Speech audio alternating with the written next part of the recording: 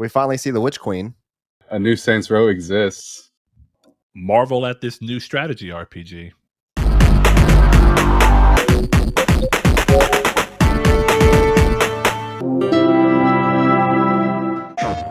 Hello and welcome to Triangle Square, a PlayStation podcast. I'm your host, Brett Beck, and alongside me, as always, is Mr. Saul Bridges. How you doing, Saul? Good. How are you? Alongside me is Chris Figs. Ooh, hey, bud. Do you like how Saul was like, good, how are you? But also let me completely change it from talking to you. It kind of threw me off a little bit.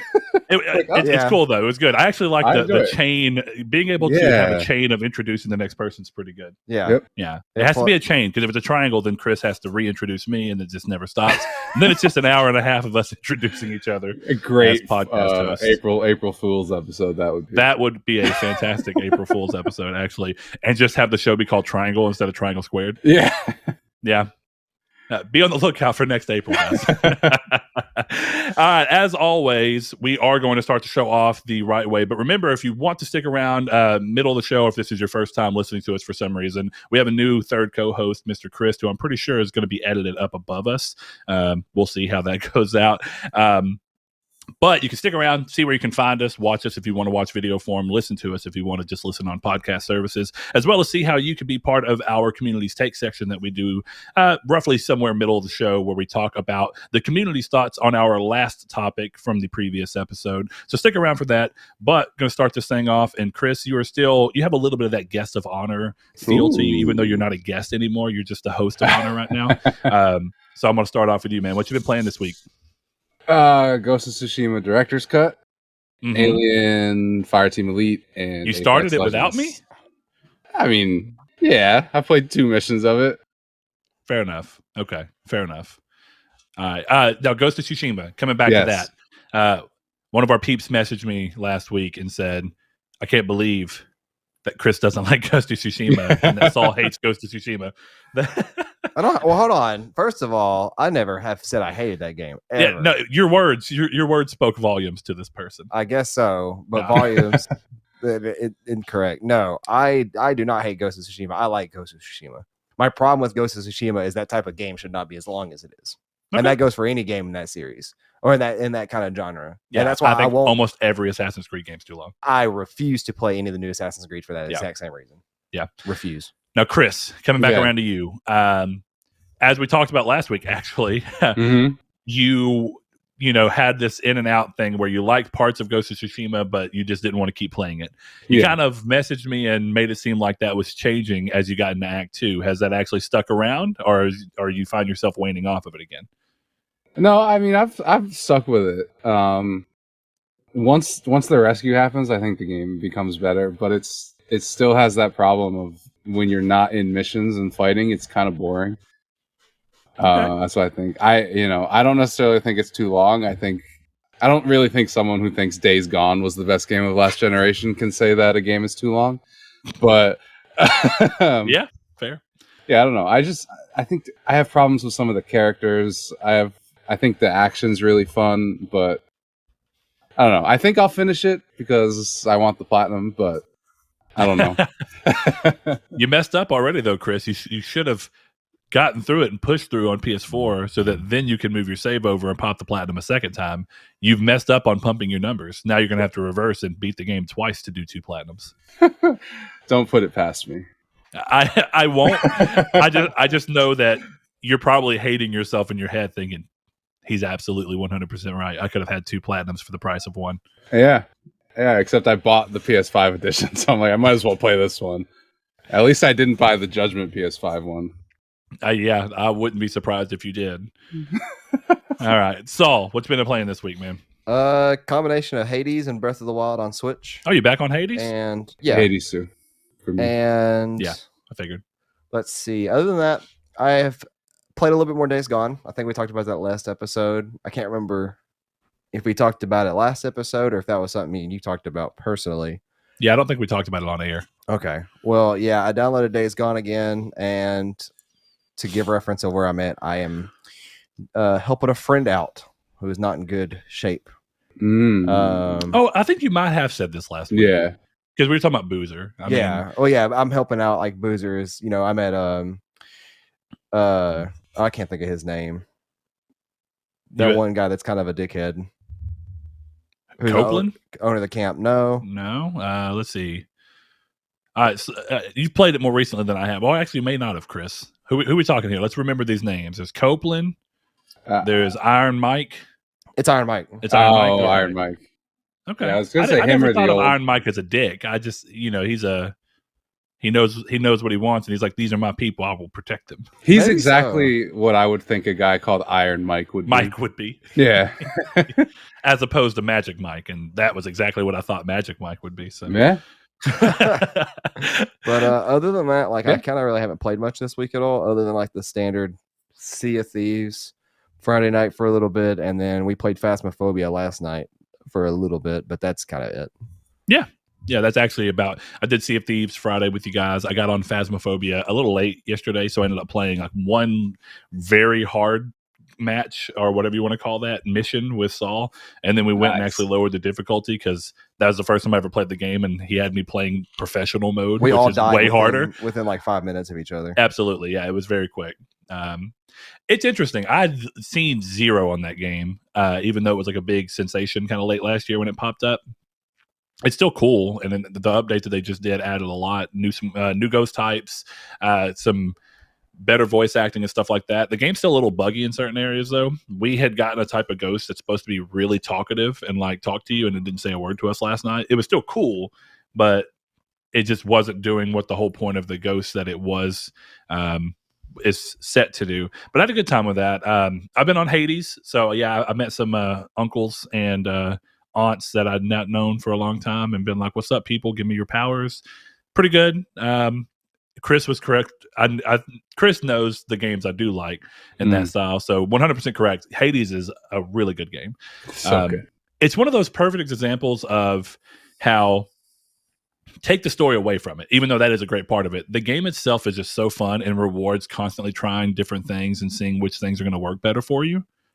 And there's something that's so that's like the epitome of gaming to me. It's like it's pure mechanics, and the mechanics can drive the game completely. Then everything else you put is just icing on the cake. So the excellent, super great voice acting that they have, the really good story that's being unfolded so far, these interactions with characters and these kind of side games that exist in between runs is kind of interesting. And I'm having a good time with it. I mean, playing it now, I certainly see why it was Game of the Year contender. So, of course, I've not beaten it, so I can't be like, oh, yeah, it should have been Game of the Year last year, but I can understand. I think when you beat it, it opens it up even more. Yeah. Mm-hmm. Yeah. I could definitely see that, which is also weird because, a game that's literally supposed to be building up to beating it and then completely adds different reasons to want to continue beating it, because I didn't understand the terminology, right? And I was talking to Chris right after I had started. I'm like, where are you at? How far have you gotten? And he's like, I'm at heat 7 or something. Yeah. And I was like, oh, okay. And then I was like, what does that mean? I'm at heat this? And he's like, no, I've beaten it. And this is my 7th time through beating it. Yeah. Like, oh, okay. So what I would say to you is the point of the game is not to beat Hades. It is not. I mean, I don't mean, when I say beat Hades, I mean the point of the game is to beat the game. No, it's right? Not. No, it's no, not. no, Okay. It's not. I just want to Not be at sure, because to beat Hades could be to beat your father, and I just want to make sure that we're clear with everyone here that I'm not talking about that. In a base sense, I mean, yes, but that's not what the goal is. Yeah, I mean, it seems like the goal is to escape, but it seems like there's this little hint of something else where escaping is actually about doing something else. You don't have to say anything more of that, but yeah. You'll once you get good and beat it once, you'll figure it out. I got very close the other night. I had I say very close. I mean, closest I've gotten so far. I've still not played just a ton, but I really enjoy it. I got to the Bull and Theseus and got them down to like a little sliver of health, and then got as they say. Yeah, that's not a fun fight to me. No, it's not. That's, I think, the hardest fight in the game, personally. Yeah. You're just constantly moving sure. on the outer rim for me too, because I was using the shield because I'm trying that out. That was my second shield run. Yeah, the shield's the best weapon to me. I really like the bow, Zeus, too, baby. because I got to that exact fight. I know I got to that exact fight using a bow like my 4th run. I didn't use the bow a whole lot. I don't know if I like the bow or not. I'll have to use it more. I don't like it at all. That and the railgun are not for me. I haven't seen the railgun yet. There's like a little purplish looking maybe gauntlet. I can't quite tell what it is. Yeah, the chains are wrapped around it. So there's the sword, the spear, shield, fists, bow, and the railgun. Okay, so the railgun's the only one I don't see yet. Like it's literally a blank spot. So. Yeah, it'll be that last spot. Okay, that's cool. But, all right. So what weapons do you like running? Like what's your shield? Yeah, Shield's the best. This is my favorite. You use Aspect of Zeus. What do you run? Absolutely, that's the one I use. Yeah. Yes. Spear is okay. Spear to me though is like I don't like for whatever reason like the jabby motion, or I guess just the normal like animation that thing uses can throw me off sometimes. Especially like in real fast combat. Mm-hmm. The sword's not too bad, but the sword's really basic to me. Yeah, I changed from the sword as quickly as I could. Which, I guess I could see that. I would honestly. Do you like the shield? I've only done 2 runs, so I think, but I don't know you fully. I will say though, if you're using the shield with the wrong boons, it's bad. Yes, but what would you say are the right boons? Because the problem with boons is that at least right now where I'm at, I'm trying to get more items so that I can have a better way of controlling it. But right now I'm still just running Lucky Tooth. I would definitely say level up Lucky Tooth to 3 before you do anything else. Yeah, especially I'm close to 3 right now. Yeah, especially you don't want to be trying to upgrade your stuff during like heats. But for me, the best run I ever had, I perfected Hades. Actually, I'm just gonna say that. I perfected half of Hades' fight with Athena and Zeus because I was using the shield with deflect on my attack and my dash, and then I had my special was Zeus with jolts and stuff. So it was just insane amount of damage, and everything I was doing was deflecting. That's why, like I was telling you, I rely on the dash strikes. And it's because of that. Because I could get in there and everything was bouncing off. Yeah, that's true too. But I think across the board, the shield is just, even when you don't have that boon yet, the shield works well with dash strikes as just a basic form of attack. I find it to work way better than the bull rush even. The bull rush has its needs. Like, there's moments where I use it, but it's very seldom. Yeah. That's one where I'm like, I got to get across the map, so I'll bull rush to get over there. But yeah, for me with the bow, the thing that got me with the bow is I was able to get used to staying back. I've probably done like 4 runs with the bow. Yeah. And every run with the bow, I've gotten to Theseus and the bull. But then they get me. With the shield, what was getting me at first is like the Meg boss fight would get me. Some of the random interstitial boss fights that can be had, like the Gorgon head or the crystal that shoots out stuff, would get me because I was so used to standing back. And then the shield, you do got to be a little more in the fray. Yeah, that's the problem with Meg at first probably you had as well. Oh, dude, Meg destroyed me. I mean, I didn't die, but it popped one of my Death Defiances, and I was like, this is a completely different play style, which also kudos to the game because all the weapons feel completely different. So another thing to do with the shield too is using its bashing as like a dashing technique too. Is what I do is I'll get up real close to enemy, I'll combo in, and then if I want to dash behind them, if I have something like a backstab modifier, I could. But instead, like what I like to do is typically, unless you have some kind of boon that does it, your dashing doesn't do damage. So you can use the bashing to get away and do damage to an enemy you're going to. Sure. I definitely like getting some of the ones like Zeus's, where if you dash it right before you get hit, that drops a lightning strike. Stuff like that's pretty cool. And then, of course, deflect. Deflect is kind of naturally dealing damage with your dash because anybody who attacks you midway through it is getting their attack sent back to them. But yeah, I'm having a great time with the game. I definitely want to play more of it. It's giving me Dead Cells vibes, where it's like I one more go. I think this game, I like this game way better than Dead Cells. So much better. It's been a while since I played a game like this that wasn't Enter the Gungeon, and I love Enter the Gungeon. Enter the Gungeon is also great. I will say, adding a story on top of this is really interesting because of the fact that the game does not need it. It's just super fun. I would be playing it just as much without the story. But it is nice that every time you die, you're like, what am I going to learn? Yeah. Like, because then it makes dying not as much of a punishment as other games are, where it's like, oh, I'm having to restart, but there's really no reason. But this time it's like, okay, I died, but I get to go talk to some people, figure some stuff out. Because like there's a part where Zeus is like, hey, tell your dad that I forgive him. And I was like, what if I don't die? Like, do I just never go back and tell, hey, Hades? I don't know. I do really like the Hades interstitials when you start from runs and it's just him like, oh, you've been such a bad boy for this reason. He sounds like a leather daddy, you know. He sounds like if Doom Guy had a child.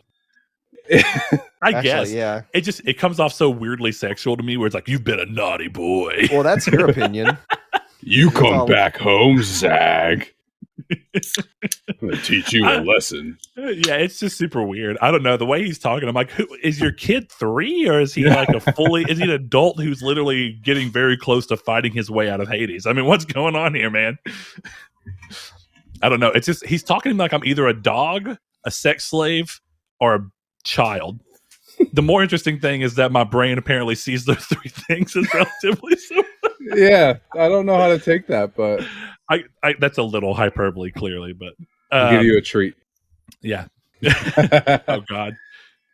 All 3. That is completely fitting to all 3 of those, Chris. You've ruined everything. I have. Yeah, man. You can give your sex slave a treat. Oh yeah. Yeah, you can give your there's got to be a better word than that. Let me back up. What would you call that? Like, your sub?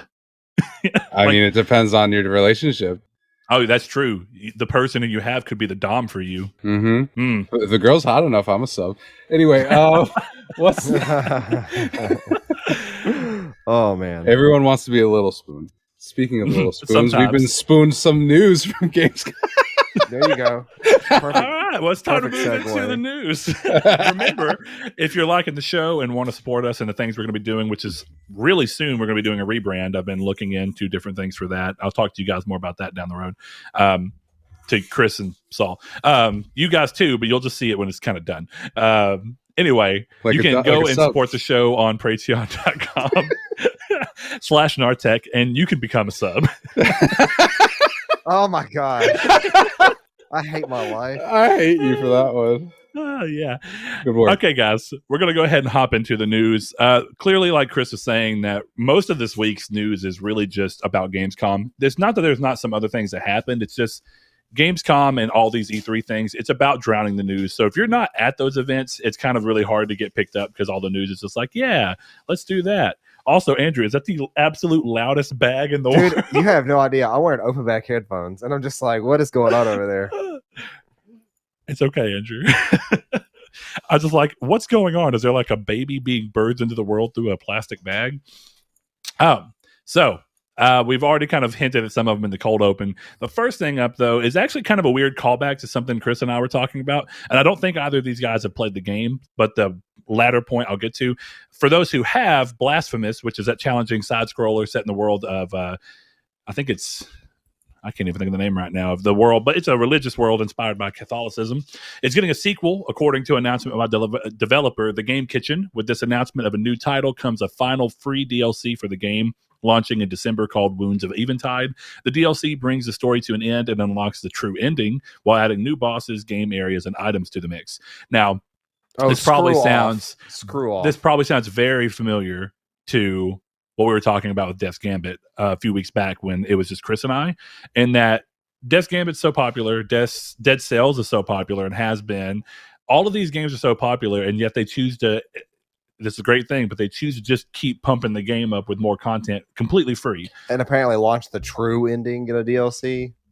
What happened to like getting true endings like when you bought the game at launch? Here's the problem with true endings, right? I feel like true endings didn't start mattering as much. It's not to say that they were never in games, but I feel like this has gotten to be such this idea of there being a true ending when Dark Souls and Demon Souls started getting really big, because it's everybody's always like, this is what the true ending is. If you get this version. Well, those have established true endings for the most part. Yeah. And you know what's cool about those? They're in the game when they come out. They are. Yeah. Well, okay. Like let me ask a very nitpicky question. Isn't the true ending of Ghost of Tsushima the ending of the Iki Island expansion? Because that's the end of the game. Well, it depends on what you mean by ending. So I guess so. And I guess, are they different stories? Or do they... it's still Jin. I know this answer, but it's still Jin. It apparently takes place midway through the campaign. Yeah, So technically the end of Iki Island is the end of that story adventure. but Iki Island is just part of the main story. So the main story's true ending would still be the actual end. But that's every game and every DLC technically. Yeah, that's what I'm saying. His example. Well, it really actually depends, right? Some games DLCs actually do come post story, which is weird when that happens because it does feel weird to be like, so I beat the game at the end of the story and then you added more story. And the true ending to me that just sounds pompous. Like oh yeah. Like if I played through, like let's say if I played through Blasphemous, which I tried, I did not like it. Let's say if I played through it and I really enjoyed it, but I didn't ever want to go back to it. And then like, here's the true ending. It's like, well, what did I do? Like, Now, unless they're saying that this is the true ending that ends the DLC, that's not clear. Like that's well, what it is that the actual wording of their press statement, if I recall, is it brings the story of the penitent one's first journey to a conclusion, which is the base game. So it sounds to me like what it's really saying is that all of these DLCs have been extending the story past the first thing, and that what they're kind of viewing as the true ending sounds like it's probably more of a new ending for the game based off of this new content that's pushing forward, and that this ending is going to be establishing where they're going with the sequel. But I can't say with absolute certainty. This is the problem with press wording. That's not as bad as if all the DLCs were free like this one. Yeah. Well, because every DLC has been free. This isn't like Asura's Wrath, where Asura's Wrath, I don't know if you remember that game on PS3. They didn't finish the game until the DLC. Yeah, that is actually entirely. That happened with Prince of Persia 2008 as well. The entire ending of the game came later in a DLC that you had to buy. And that game was so good. I love that game. And I never even played the DLC. I refused because I was like, I love this game, but I wish I would have gotten a real ending. Yeah. The ending that's on the disc is so abrupt, and you're like, wait, that's it? Oh, wow. But, that's why I think so many people have this idea of DLC being this really evil thing, because the early days of us getting it were people making dumb decisions like, let's end the game with the real ending, let's completely leave an ending out of the game. And when you play it and stop, you go, wait, that there's no conclusion. And then you go, well, now there is for $13.99, big boy. So I just love that DLC has gone from, wow, horse armor, that's really dumb, to cosmetic DLC is the only DLC that can happen. That's okay. Yeah. Yeah, that's true. But yeah, I don't know. I guess it's just all about the DLC making sure that they keep us under their thumb for as long as possible. That's what, to me, the conversation Chris and I had off of that is there's only a few indie games that have really just came out, taken the world over by storm, and then just said, the next game we're doing is a separate game. You're going to buy it.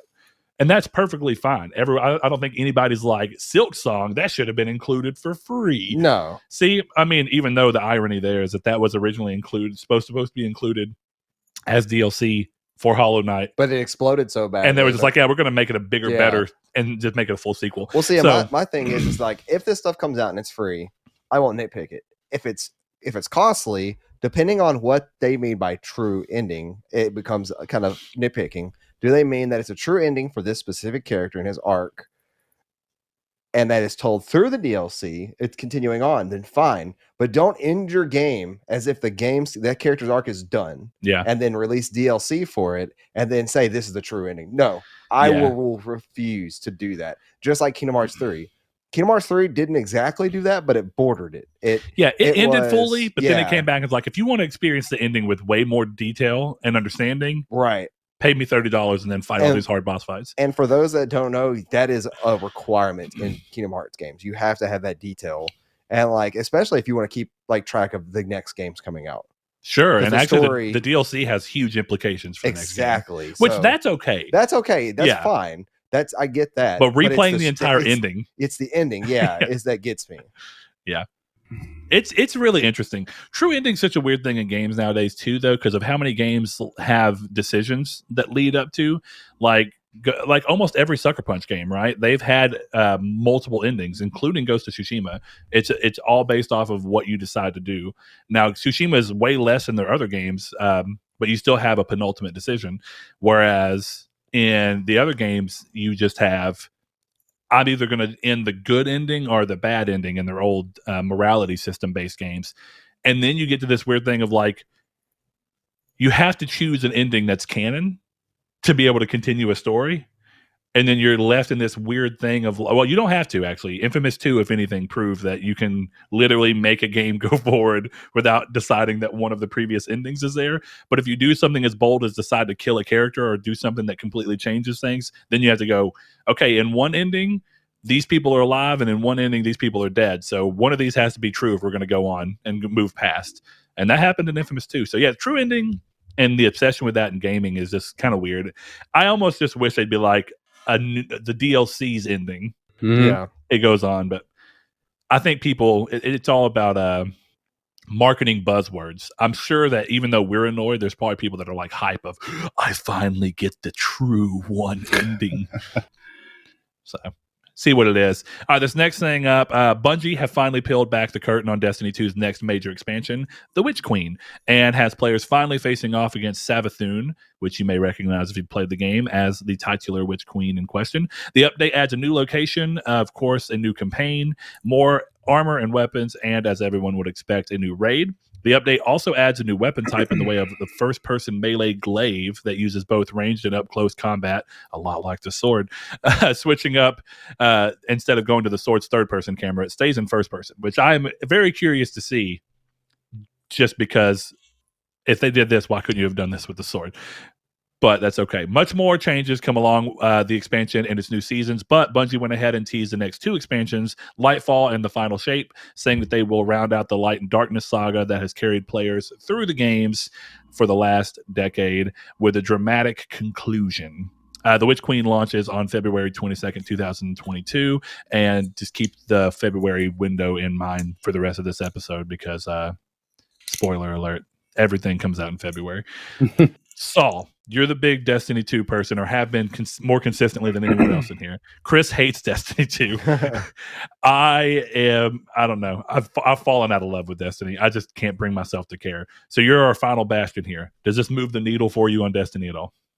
a little bit, yeah. The quality of this looks on par with something like the Taken King from Destiny 1. And the changes to gameplay make it a little bit more fresh to kind of jump in. At least for people like me who haven't played in a while, it is almost a new reason to jump back in and play. But I guess I lied earlier. I technically did start up Destiny 2 this weekend on Saturday for just a little bit. And that game has changed so much. Like, there's a new tower. And I don't know, like, it looks like the tower from Destiny 1, but it's not. Like, it has, like, the Vanguard table in there. Yeah. And stuff like that, but it's not. Oh, yeah. You're talking about the subsection of the tower. Where you go in, there's a Vanguard table, and that's where you turn in the start. Yeah. I played more recently than you. Yeah, I guess so. Like, that threw me off. And, like, the story stuff I'm going to have to catch back up on because it's one thing I don't like about games like Destiny and Warframe is that if you leave them for any extended period of time, it's really hard to get back into them because of all the updates they've done, all the story changes they've done. And this, I went back with, what was the newest expansion called that was fairly good that we played for a while? Forsaken? No. Forsaken's where I jumped off until the light something. Yeah, it's like where you could get the dark. I forgot what it is. But I can't remember the name of it either. But yeah, like I'll probably jump back in and play this a little bit and be done with it after like 4 or 5 months, like I did this last one. Yeah, that's just kind of how it has been for me. It's I'll play it Beyond Light is what Beyond I'm thinking Light, of. yeah. I'll play it for a couple months and I'll play it with some friends and then I'll initially get burnt out again and then I'll just stop until the next big expansion. So you play for like 4 months out of the year. The rest of the other 8 months go by, and then the expansion drops, and you play for Something 4 like months. that, yeah. Well, that's not really that weird for most MMOs and stuff that get these expansions. You get players who are already in late game. They work towards getting the late game, play all the late game content. And they're like, okay, call me when there's new content again. Yeah. It's unfortunate. I didn't watch just a ton of it, but it doesn't really move the needle for me. How do you feel about a first-person melee weapon? I don't know. Like, I think it could maybe work out, but judging by like little bits of gameplay we saw, it looks like it works out, but it's hard to tell. I will say this though, in terms of first-person shooters, Destiny has some of the best gameplay, in my opinion, for anything like that, involving how often it can change from first person to third person, whether it's supers or swords or melees and stuff like that. So I have faith that it won't be bad. Yeah, I've always been a big fan of it when it switches out to third person. Yeah. To the degree that, do you remember the snowball glitch that you could throw the snowball and then like do something with your weapon and it would lock the camera in a third person and you could literally shoot third person and everything? I've always kind of been like, well, clearly it's there. Just give me a third person shooter over the shoulder reticule and we're good to go. I'm not saying they should do that because clearly Bungie's pedigree is in first person, but the fact that the game is very playable in third person has always been interesting. Right. Because their only third person game they did was Oni, right?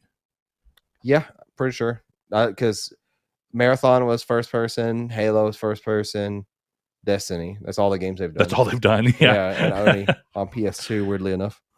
Marathon. So let me ask you an extension question here. This it's 30th anniversary, I think, for Bungie this year, or maybe next year. I can't remember which one. Anyway, they were talking about since they've gotten their freedom, I guess you can call it that, and then got their 10-cent money injection. They're talking about doing a new IP.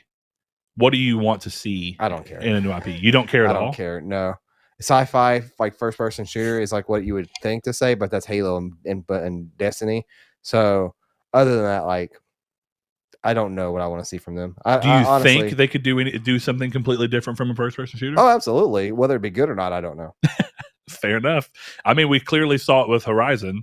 And speaking of Horizon, I guess I'll jump ahead. Oh, yeah. Horizon Forbidden West will definitely be missing this year, as was hinted by Herman Hulst and later reported on by Jeff Grubb, but has now been confirmed to be launching on February 18th, 2022. Look at that, another February. The date was all that was given with no new gameplay or features shown off.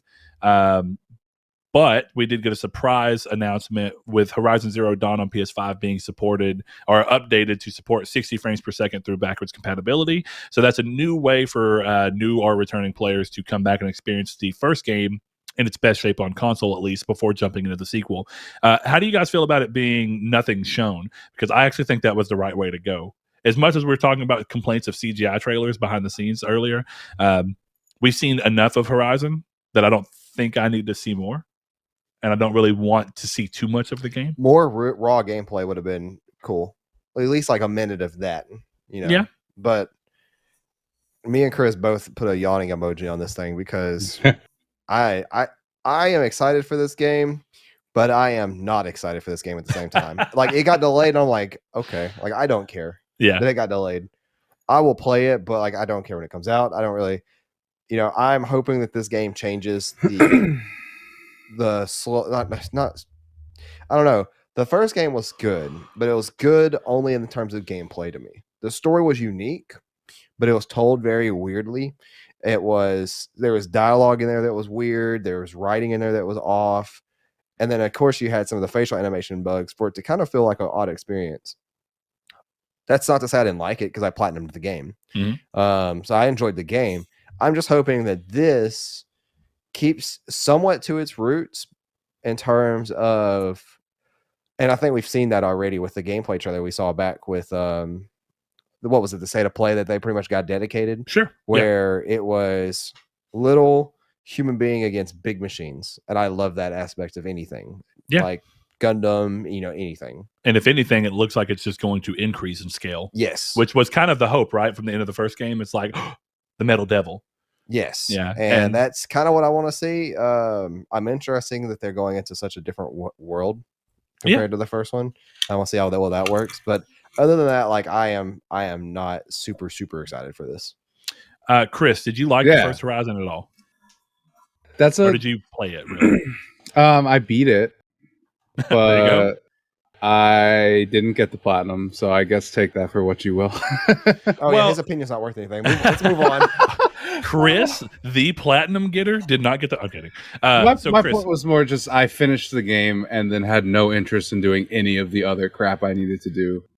Now, so here's an interesting question for that. Yeah. I found that it's more of trying to kind of zone directly in on what made you like Days Gone so much. Yeah. Because in a lot of ways, I feel like gameplay-wise, Days Gone and Horizon Forbidden or Horizon Zero Dawn have very similar through lines. It's about using your environment in weird ways and planting traps and kind of using that stuff to go through. The difference being, of course, one is guns and one is primarily bow and arrow. But I find them to have a similar gameplay loop personally. by the look of your face, for those who aren't watching, you clearly don't agree with that. No, I don't. So, what is it about Days Gone in particular that you think you like The bike more than Horizon, specifically traversal? Yeah, the bike is the best traversal. I don't know. I love the bike. I didn't play either of those games with traps, so that's kind of why I don't see that comparison. Oh, okay. Neither of them. So you didn't use like the sound traps that you get late in the game and whatnot? Nope. No. Oh, interesting. The only time I think in Days Gone I would use a trap was when I was getting overwhelmed, so I would just throw it and hope that they would go that way, like a sound trap or whatever. But oh man, one of the coolest combos in that whole game is when you get the crazy big Molotovs. I can't remember what they're called. Yeah. But the better Molotov where you put like the cellophane or whatever in it. Mhm. Throw a sound trap, let all of them go around, and then just chunk one of those and just watch like half a horde burn up in flames. I guess I would do that stuff, but it was more like I'm getting chased, so I'm just yucking a thing, and then I'm yucking a Molotov, and that was it. I was never like, I'm going to set up my little trap in this area and get it all. No, it was not. Well, and like didn't clearly Days Gone's big difference between the two is that there's nothing even similar to the Horde or whatever you want to call them. So yeah, I got you on that. Anyway, moving on. Next thing, Chris gets to talk about everything he wants to here. Saints Row 4 is finally back, though shedding its skin for a different direction than its predecessors built to in its last game, Saints Row 4. A reboot of the series, simply titled Saints Row, big surprise, aims to bring the series to a more grounded setup with new characters, a new city of Santo Ileso, and co-op that hasn't been fully explained, even though I hope that it does get full explained soon. The game launches February 25th, 2022. Look at that, another February game. So my main thing here, because I'm not nearly as big of a Saints Row fan as Chris, is that I just don't like the idea that a game being 6 months out doesn't get shown in any kind of way where I know what the game is. Well, that's actually not true. They showed gameplay. Okay, but so I just completely missed something? Yeah, I don't know if that was in Gamescom because I didn't watch Gamescom. I just watched the trailers. But there's like 2 minutes of gameplay in some trailer that I saw. I'm going to go see if I can nab that, because the thing that I took away from it might have been later on in Gamescom, because I wasn't able to actively watch Gamescom. I had to do like a kind of give me a recap thing. Yeah, I only know because I was reading people make fun of the game on Twitter, and they were putting like some of the gameplay shots in there in those threads. Okay, so far I'm seeing gameplay that's just cutscenes. In this reveal trailer, though, I am kind of interested in the fact that it looks like it's in a desert area. Yeah, it is. But here's the weird thing about this, and it's clearly I think everyone comes to this conclusion because of what it is. Does this not look like a Watch Dogs spinoff trailer? No, or a new Watch Dogs trailer? It definitely does to me. Art style being the one little bit, like, the character design looks like it, but the art style itself at least has a little bit of that feel of that more cartoonish vibe that Saints Row had with its here's gameplay stuff. Well, it's what I'm looking at, but it just looks like it's cutscenes. Like I'm literally looking at the same video, and I've yet to see like HUD. I've yet to see. Well, okay, so HUD doesn't indicate that's gameplay. Just doesn't have HUD. Yeah. Well, here's the big thing for me: if there's going to be, I'm seeing like little snippets of what looks like running. That's probably in game, like being player controlled, and that's what I'm looking for. What does the game actually play like that? And that driving right here. So it looks like later in we're getting a little bit more. But yeah, just watching this little video, I'm not seeing a lot on it. Now, I don't have like a strong opinion one way or the other. I don't know how I feel. I'm also not a big Saints Row fan. So Chris, fill us in on what's wrong or what's good about this. Well, I think the big problem with this is the main characters look like art school students. But I don't know. I guess Saints Row is supposed to be over the top. It's supposed to be crazy and nuts. And their entire marketing for this is, we're not doing that. It's like, okay, so you're making bad GTA? Like, I don't understand why I would want to play this game.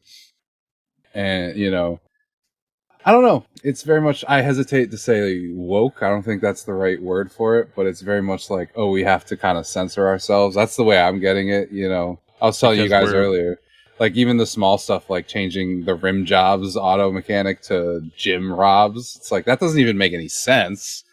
And it's like, why, some of the small like touches in Saints Row that make it funny, don't seem to be there. But or edgy, maybe. Yeah, well, the thing with Saints Row 3 is why I like it so much is it's so over the top.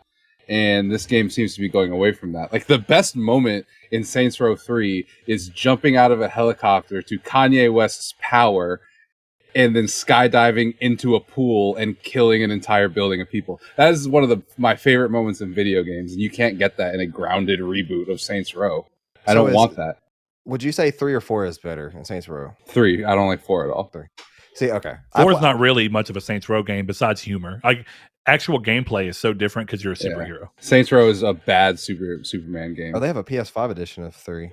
They do. It's a remaster, and actually they had to go back and redo a bunch of it, so it looks pretty good. Well, see, I played Saints Row 1, and I enjoyed it enough to play Saints Row 2, and I loved Saints Row 2, and I never played Saints Row 3. So here's the thing. I'm buying it right now. I played Saints Row 1. I'm interested. I played Saints Row 2. I didn't play 3, and then I played about like a quarter, maybe, of 4. I found that realistically, the first Saints Row is not very over the top. No. At all. It's really, that's why everybody gave it that rip off GTA, but not as good. Saints Row 2 starts introducing a lot of interesting mechanics and things that differentiate it from Grand Theft Auto, as well as a lot of the getting a lot of the characters into a position where you could go on to like them in a game like 3 and 4, even though I didn't play 3. But talking with people who've liked it, I get that feeling. 3 is where talking with people, clearly the game really started to get over the top. 2 has its moments and it's building toward that, but 3 is like, let's take the most outrageous parts of 2 and just dive headfirst into them. Yeah. 2 is like a good game that's fun. 3 is like a dream I've always had of writing a book where you can do whatever the hell you want and it doesn't matter because there's no consequences. It's just fun. That's what 3 is, and that's why I worry about the way they're talking about this one, where I'm like, it sounds like you're making Grand Theft Auto, but less heady, less stuff to say. I don't get what the point is, So like seeing the little bits of gameplay that's in here, it definitely graphically, the CGI trailer didn't necessarily show that as much, but graphically it does look quite a bit like a Saints Row game, which is pretty interesting. I don't know how I feel about a lot of this. I know a lot of people are upset about characters moving away, though at some point I think you can move a character. Grand Theft Auto never carries characters forward. It's very rare. So I don't really think that coming to new characters has to be a bad thing. No, but Saints Row always did kind of have a consistently growing cast of characters that you would get to know and enjoy. Yeah, but what my old PSN was. Oh, I'm sorry, Chris. No, just in terms of Saints Row, I think the only thing I would say about that is, if I'm not mistaken, your character is the same from 1 through 4. Yes. So you it's make not them really look however you want from 1, but there's a through line. Yes. Yeah, and that's, I think, the difference between this and GTA is just GTA is a contained story, and for all intents and purposes, Saints Row 1 through 4 is a story about your character. Yeah, and it's a series as far as you want to go. Gigantic-breasted woman president in a bunny outfit. Chris, since you left 3, and 3 is kind of where you want to cap off. Let's just pretend 4 doesn't exist, because 4 clearly pushes the ridiculous envelope way up. Yeah. Maybe in a way that you don't like because of gameplay and a bunch of other stuff, but it at least kept the idea going through while still pushing further than 3. So let's go back. A lot of people's talks are like, how do you top Saints Row 4? Well, since we're not worried about that with you, looking at a new Saints Row reboot, how would you suggest that they top Saints Row 3? Like, do you think that that's a really big task? Well, I think the problem inherently with that question is I don't think they need to top Saints Row 3. I think they need to make a game as good as Saints Row 3. Okay. Whether that means, I'm not saying it shouldn't be better, but if you made the same game for all intents and purposes, I'd be fine with that. My problem is calling it Saints Row and then it seeming like a completely different game, even to the point where it's not purple. Yeah. That's crazy. The Saints are purple. That's the whole point. And why even reboot it if you're going to just do an entirely different thing? Yeah. Why not at some point just give it a different name and say from the creators of Saints Row? Yeah, exactly. I guess because they tried did that with Agents of Mayhem and it went nowhere. Garbaggio, but I don't know. It just seems like a weird move to completely change what it is. Yeah, I have very little opinion on all this. It's just, watching that CGI trailer, I was like, man, this looks a lot like Watch Dogs 2 in my mind. And even some of what I saw with Legion, just with more cartoony graphics. Watching the gameplay, definitely more, like, I see the differences. Like the little bit of gameplay that's sprinkled in these where it's not cutscene heavy. Yeah. Yeah. It's interesting. I'll play this new reboot. I just don't expect much, where if you had told me. That's a good thing. Yeah. Yes and no. Well, if you don't expect much, it can surprise you at least, right? It can, but I know that rim jobs, Jim Robs thing sounds like such a joke, but that to me is just such an indicator of where they're going with the humor and the story of the game that I'm kind of just not interested. Like if that's the joke you're going to censor, like what are you doing with Saints Row? Yeah, like what else are you not going to include that you previously would have? There's a lot of people talking about Saints Row as Saints Row 1 through 4 even was just a product of its era. Sure. I guess what we're kind of lamenting here is that has to be seen as an era. Like why does that have to end? Why can't we have a game that's just over the top ridiculous? Yeah, exactly. Yeah, because that's part of the fun of Saints Row. Say whatever you will, but I play all my games as female characters. I think you know that. And I think it's hilarious that I can make a female character with gigantic muscles, size double G breasts, and have her with a rocket launcher while also being the president of the United States. That's just in general hilarious. And, that makes it fun to me. That kind of crazy, just my character looks ridiculous and we're doing ridiculous stuff.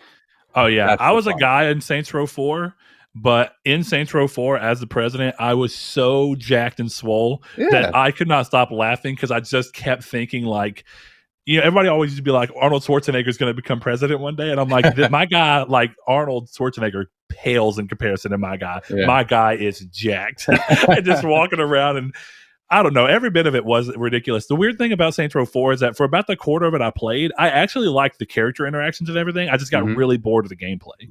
It was like, all right, this is losing its luster pretty quick. At first I was like, this is kind of interesting.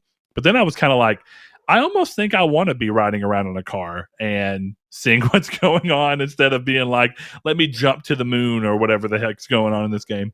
But yeah, we'll see. I'll probably play it too, but it's not like big on my list. But it wouldn't have been even if it looked a lot like Saints Row 4, to be honest, or Saints Row 3, just because I haven't played those games much. Yeah. So. All right, let's see. Next thing up.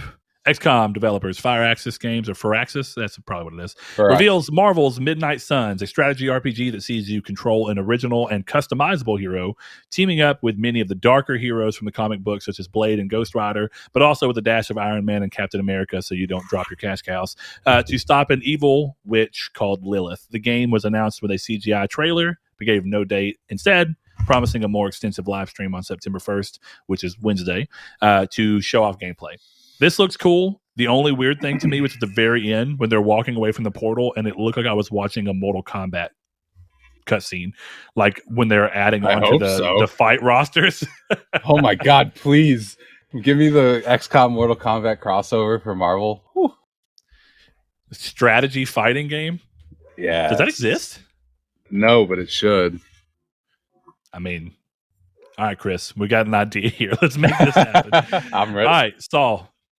What you like about this? Well, first of all, as a Marvel fan, I want to see more Spider-Man because Spider-Man needs to be in this game. But I'm a little surprised he's not. Second of all, I love games like Marvel Ultimate Alliance back on like the PS3 and Xbox 360. So were those games dungeon crawlers? This is kind of, yeah. It was like one screen co-op beat 'em up / roguelike. And didn't it have like a third person isometric camera? Yes. It's kind of an odd game. I played game. the second one, I think, that which had like a silver frame around. Spider-Man was big on the cover too. Yeah, that was my favorite. And I am a fan of strategy-based games like XCOM, even though I haven't played XCOM. This lacks like Enemy Unknown just is not optimal anywhere. It seems like the game has problems everywhere. But I am super excited for this because I have been wanting a turn-based style strategy game lately. We've talked about games like Final Fantasy Tactics and Project Triangle, and stuff like that. This is going to be cool because it's two things I like. It's Marvel and it's strategy. And I am super excited for this. I kind of hope it is not a simple game. I kind of want there to be some depth to it. Oh yeah. So that it is actually a strategy game. And it's just not, it's not so forgiving that if I move somewhere and I'm not, just coasting through the game. If I move somewhere that an enemy can get me with, I'm punished properly. But yeah, I am actually excited for this game. Just based off of all that, I've been wanting a game like this.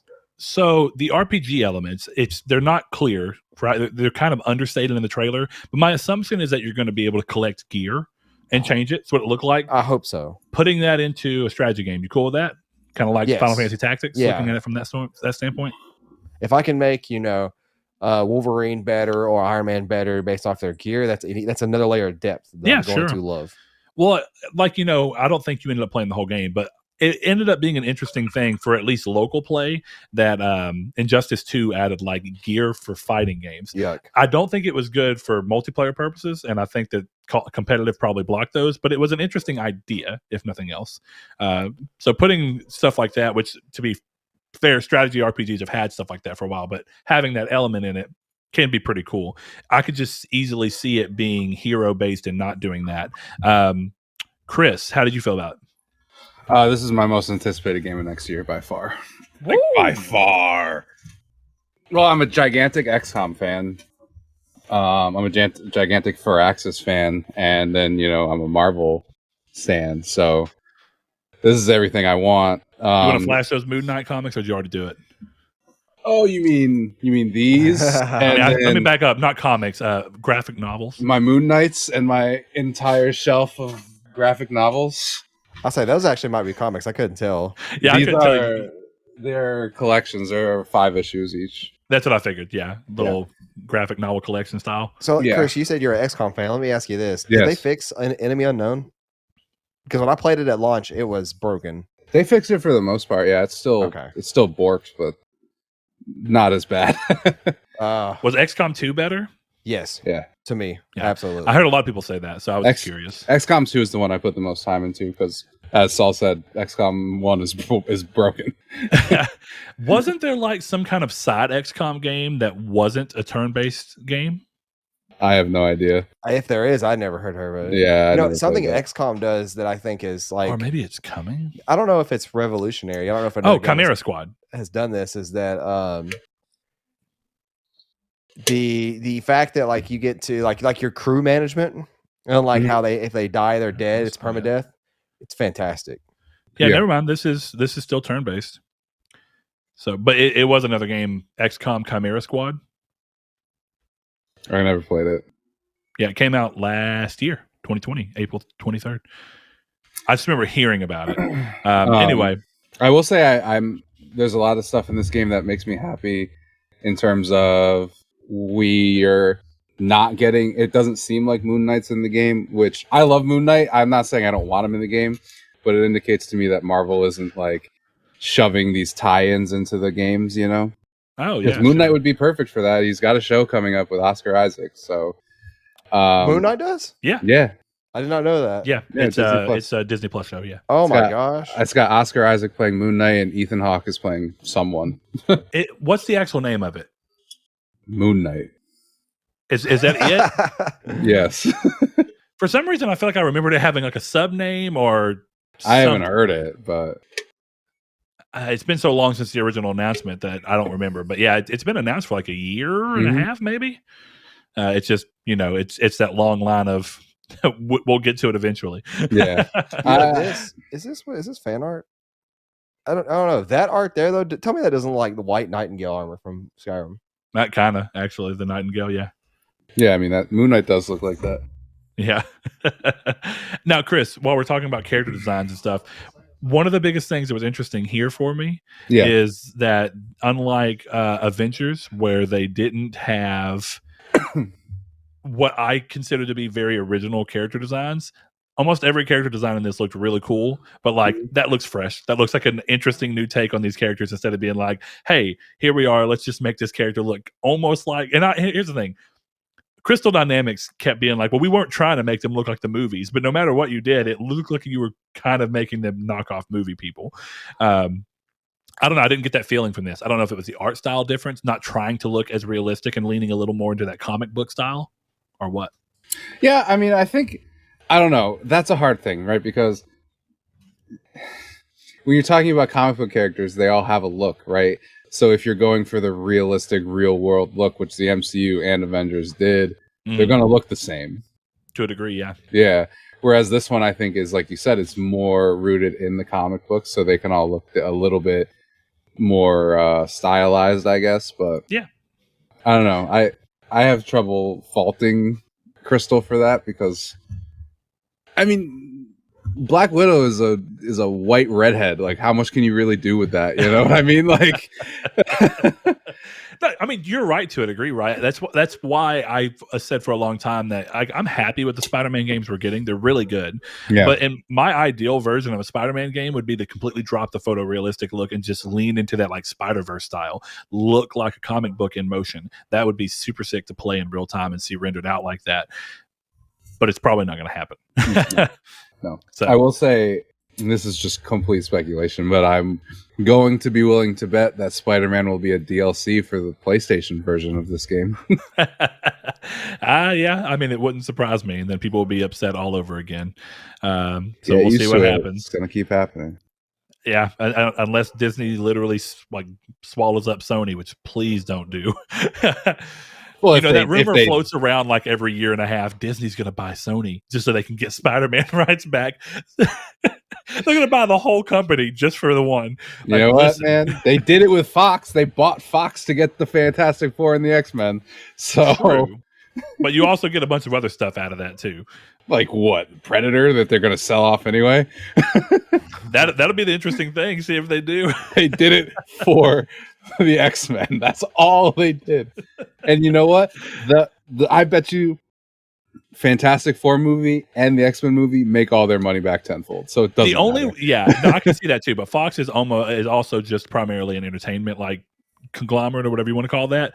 Sony would be the weird thing. People are like, they're going to buy Sony as a whole. I'm like, do you mean they're going to buy Sony TV, like Columbia Pictures, or what are they going to buy? Like, because the problem here, I think, is that because Sony has other things going off, Sony has reason to want to hold on to Spider-Man's movie rights so that they can leverage that into Spider-Man game rights. Not exclusive, but they can be like, we'll let you use Spider-Man movie rights while we still make money off of it if you'll let us make an exclusive Spider-Man game. And I don't see Sony wanting to stop that. And then Sony being able to be like, okay, yeah, you can make Crystal Dynamics the Avengers, but we're going to have a Spider-Man DLC that no one else gets. Mm-hmm. I don't think Sony would want to lose that as quickly. So I don't think that they would be like, fine, we'll sell you Columbia Pictures with the Spider-Man rights and we'll just hold on to our gaming. I don't see that happening. Yeah, except you're missing the part where if Disney bought Sony would get all of the games. Maybe, yeah. I mean, you're right. They would not. Do you think that Disney really wants to buy an entire console manufacturer and electronics manufacturer? Want to? No, I don't think they absolutely can. I don't think they're ever going to buy Sony. But I also think if they did buy Sony, they're not putting the games on other systems. I mean, true. That would just be a bad. Okay, we're gonna buy one of the biggest. The second or the first biggest gaming company, and then Microsoft, here's our games. They're not going to do that, just like Microsoft and Bethesda. So sure, yeah, it's a hypothetical, but Sifu, the martial arts action game revealed in a state of play, is originally revealed in a state of play, is dropping on both PS4 and PS5 on February 2nd, 2022. Good Lord. This reminds me of that time period when every game was coming out in like February of 2018 or 19. I can't remember which year it was. But it was like Crackdown, and I think at some point it was supposed to be Days Gone. Year. It wasn't last year. It was at least a year before last year. Because it was it was going to be Crackdown 3, I think Days Gone before it got pushed back to April, and a handful of other games. It was 2019. And a lot of them were the exact same day. I think it was February 22nd. It was 2019, yeah. Yeah, it was pretty rough, but that's where we are. I don't have much to say about Sifu. I don't either. I really enjoyed the developer's previous game, which I'm skipping on right now, Absolver. Absolver was cool. I'm not going to say this can't be cool, but I'm not immediately drawn to it yet. I think the cool point behind Absolver is like getting to create your own character and go into in a multiplayer world that is online. That looks like that's true of Sifu, to be fair.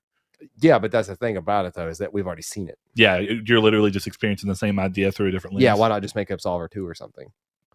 Because the world of Absolver, I don't know if you remember like the designs and some of that stuff, like the mask were we're sick. cool. Yeah, very cool.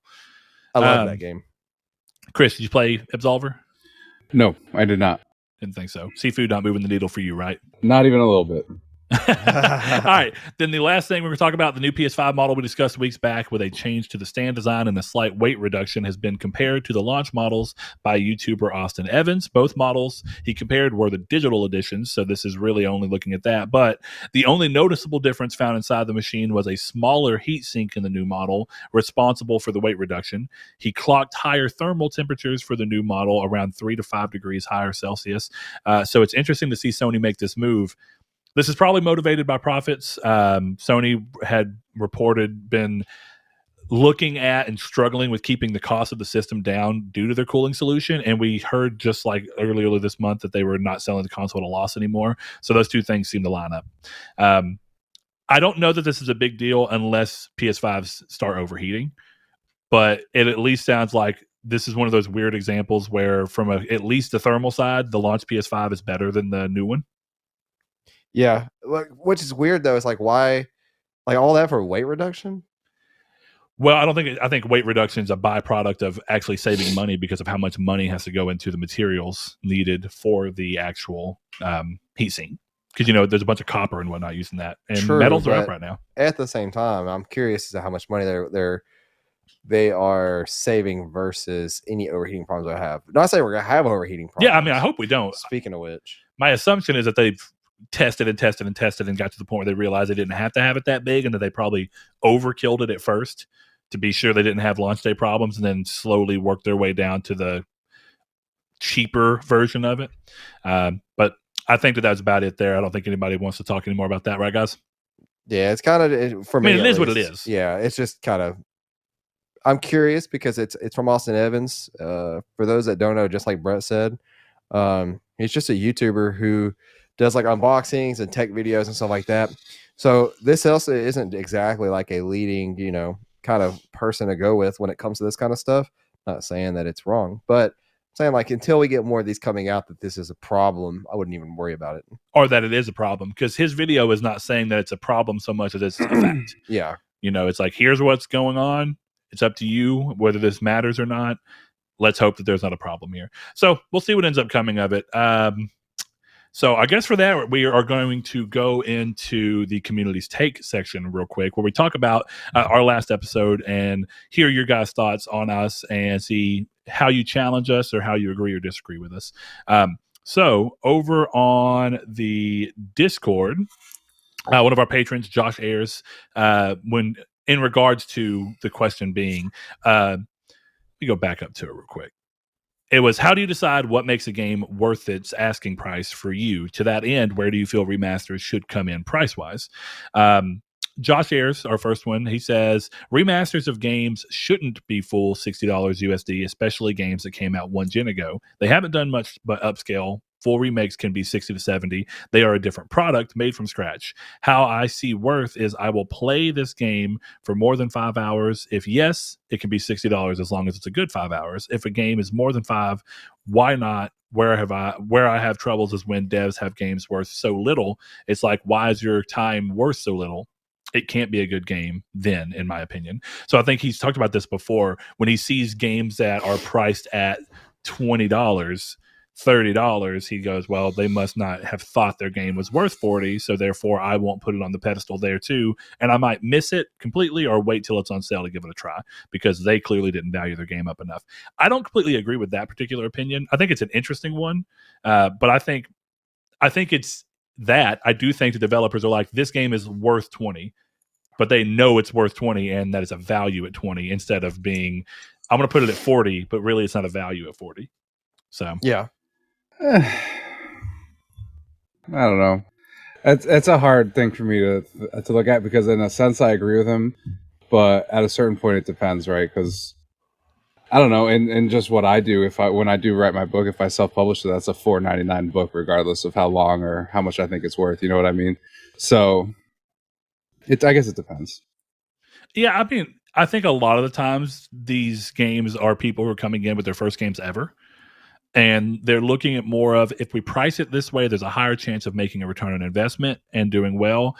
You might get good word of mouth where people are like, can you believe how good this game is? And it's only $14, $14.99. It gets people in the door easier than if you go, hey, this game by this company you've never heard of is pretty solid. I like it a lot, but it's $60. People are like, ooh, I don't know about jumping in there. I'm going to have to wait and give it a try down the road.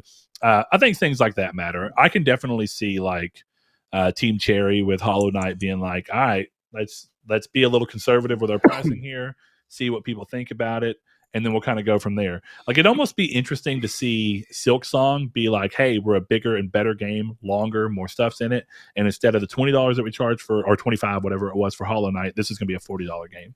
I thought Hollow Knight was 40. No, it definitely was not 40. It might have been 30, but I want to say it was $24.99. It's been so long since I bought that game that I have no clue. Because I bought it the second day it came out on Switch. Well, you also bought it on Switch, so yeah, the chances of it being 60 were pretty high. It definitely was not 60. I know it wasn't 60. Yeah. Let's see. It does. I guess it's discounted everywhere to the point where you really can't tell what it originally was. Right.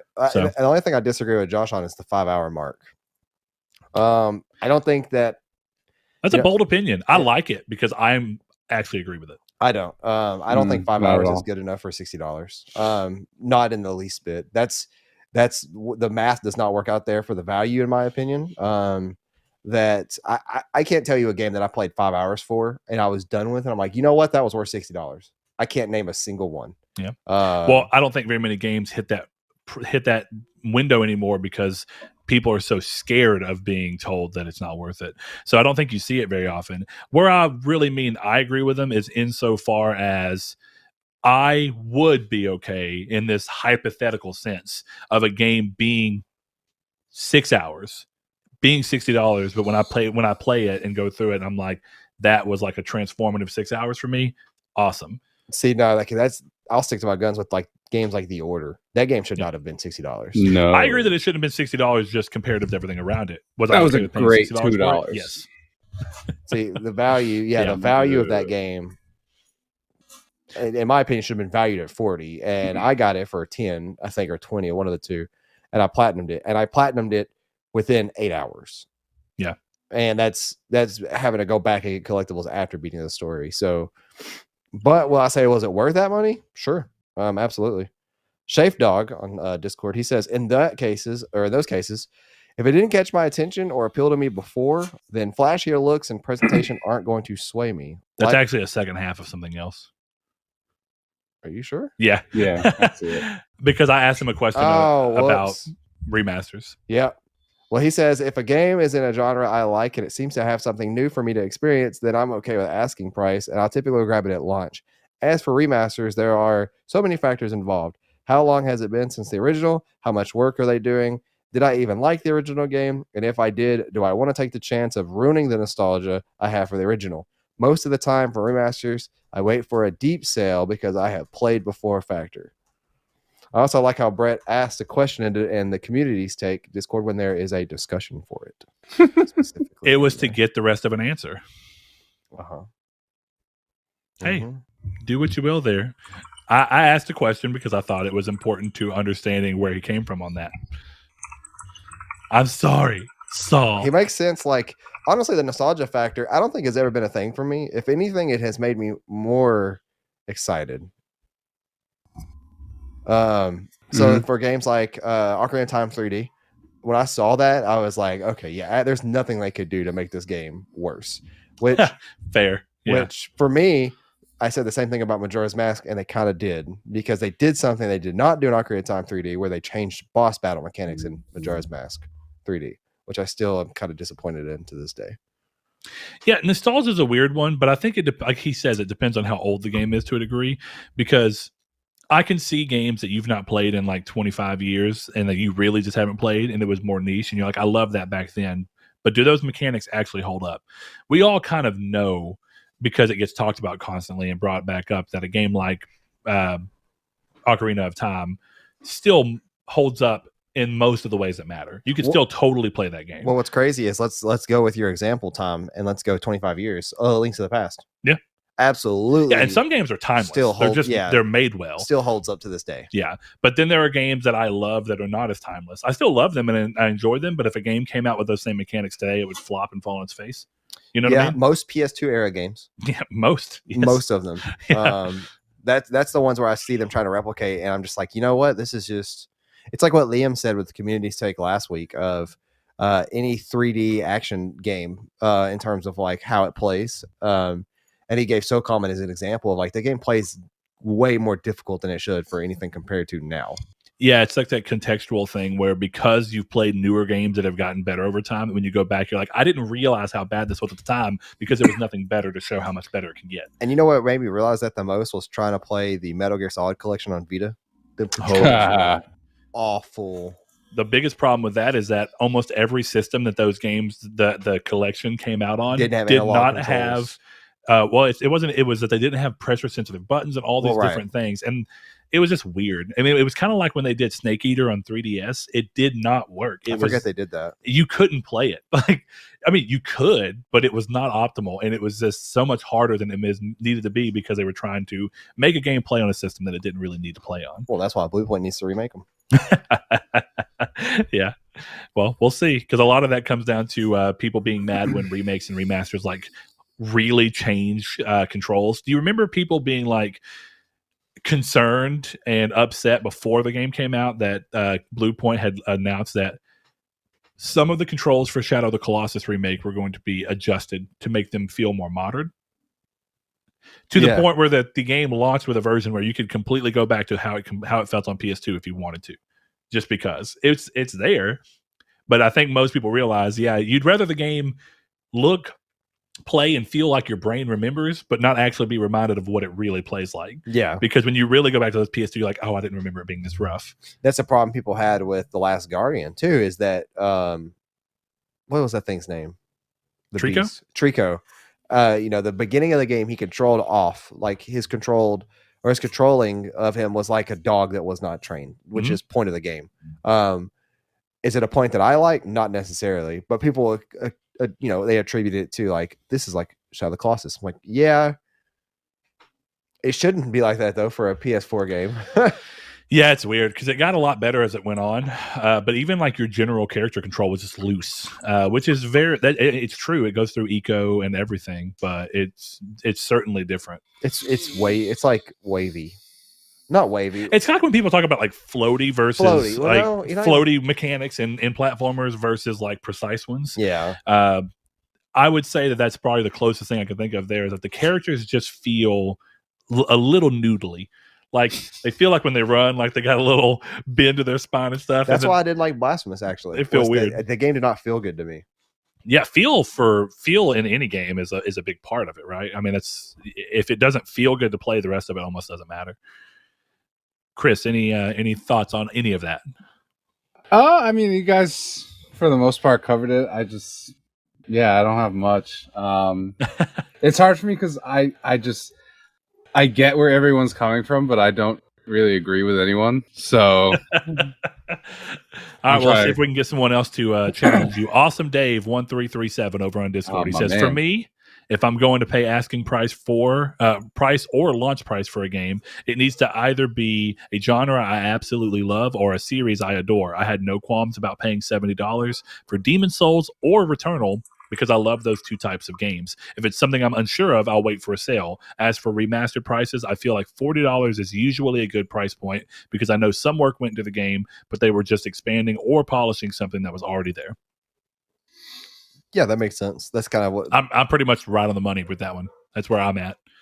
Let's see. On Chris is still like, Skyrim's worth $60. You can just see it boiling over in his face. This is the whole thing with this conversation, right? Is because while I might think Skyrim is worth $60, I think I said on the last show that I think Fallout 3 Remastered is worth $600. So like, which gets us to an interesting point. It's almost exactly what you're saying. Donovan Williams over on Facebook, my buddy, he says length mainly or replayability. I'm not paying more than 40 for something less than 20 hours that I'll play once. Looks are important as well. If your art style or graphics looks indie level, then it's only worth indie level money. It doesn't really matter if it's a new or remastered game. That's what he says. Yeah. He says, it doesn't really matter if it's new or remastered game. And this is where it ties into what you're talking about. Fallout New Vegas remastered would sell me an Xbox regardless of the price of the game, which would be $60 plus a $500 Xbox or at least a $300 one. Yeah. So there you are. That's New Vegas, not Fallout 3. Yeah. The worst one. Heard. The best one, yeah. Objectively wrong. It's the worst one. Objectively the best Fallout game. Fallout 4 is objectively the worst. Fallout maybe, but 76 exists. New Vegas can be beaten by staying on a road. There is a road in New Vegas that if you stay on the road, you beat the game. It's bad.